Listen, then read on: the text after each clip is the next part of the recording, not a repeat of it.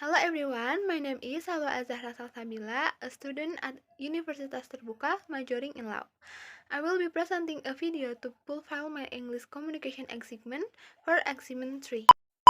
Hello everyone, my name is Salwa Azahra Salsabila and I currently work as news reporter at one of the national TV station Media Kita.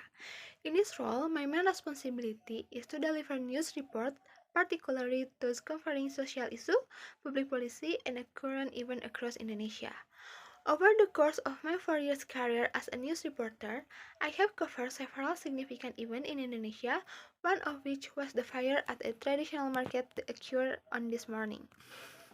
Tonight, I'm reporting live from the scene of this fire that struck the traditional market earlier this morning, to ensure that the information I provide is verified and accurate. Viewers, the fire in the market's main building has destroyed half of the structure and thick smoke has spread to the earth surrounding area, forcing dozens of vendors and shoppers to be evacuated while firefighters secure the area.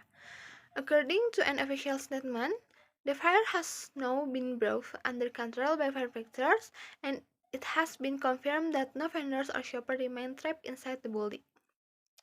Witness said the fire spread faster than expected because the partition between stores were made of wood, the area was crowded and narrow, and there were large quantities of flammable materials such as fabric and plastic, making this incident more dangerous than small fires reported in the past.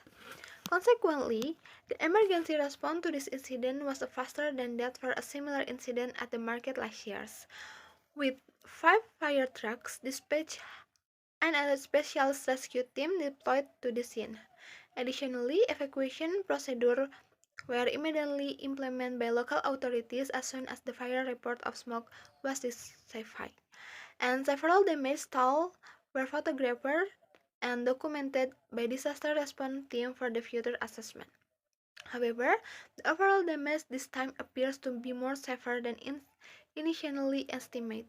This incident naturally raised the question: why did fire spread so quickly, and what steps will be taken to prevent similar incidents in the future? If the market had been fight with the fire-resistant partition last year, the damage this time might have been less severe.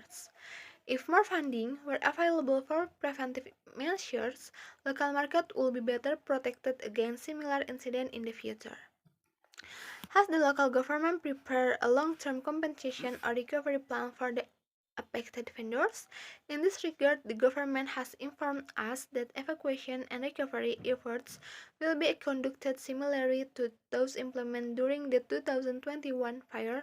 However, the situation differs from the 2021 fire due to more severe exposure to smoke and falling debris, which poses risks of structural instability, create additional hazard, and requires special protocols for repairs as well as a coordination with volunteers. I wish that the affected merchants receive fair and prompt support so they can quickly rebuild their business. That is all I can report for now.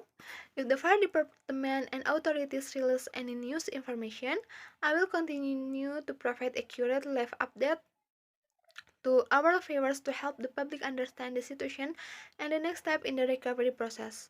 A senior colleague told me, a news reporter is a bridge of information that must be based on the fact, and he emphasized that reporters must always verify sources before publishing a story. This taught me that journalism is not merely about conveying facts, but also about building public trust through accurate and empathic reporting.